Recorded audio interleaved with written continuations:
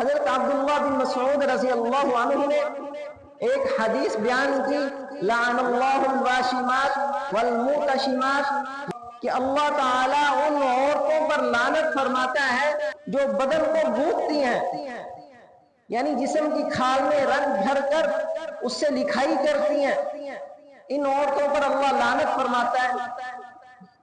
اسی طرح اللہ ان عورتوں پر بھی لعنت فرماتا ہے جو اپنے بدن کو گدواتی ہیں، اور اللہ ان عورتوں پر لعنت فرماتا ہے جو اللہ کی بنائی ہوئی صورت کو تبدیل کرنے والی ہے۔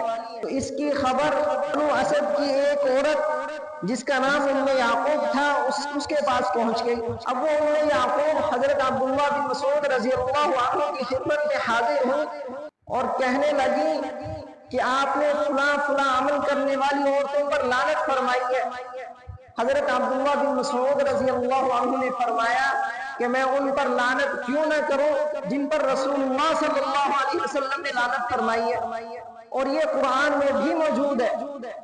وہ عورت کہنے لگی کہ میں نے پورا قرآن پڑھا ہے لیکن اس لعنت کا ذکر میں نے قرآن میں نہیں پایا۔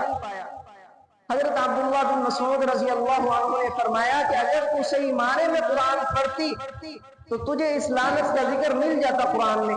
کیا تو نے یہ آیت نہیں پڑھی، وَمَا آتَاكُمُ الرَّسُولُ فَخُذُوهُ وَمَا نَهَاكُمْ عَنْهُ فَانْتَهُوا، کہ جو کچھ تمہیں رسول اللہ صلی اللہ علیہ وسلم دے اسے لے لو، جس چیز کا حکم کرے اس پر عمل کرو، جس چیز سے منع کرے اس سے رک جاؤ، اس سے باز آ جاؤ۔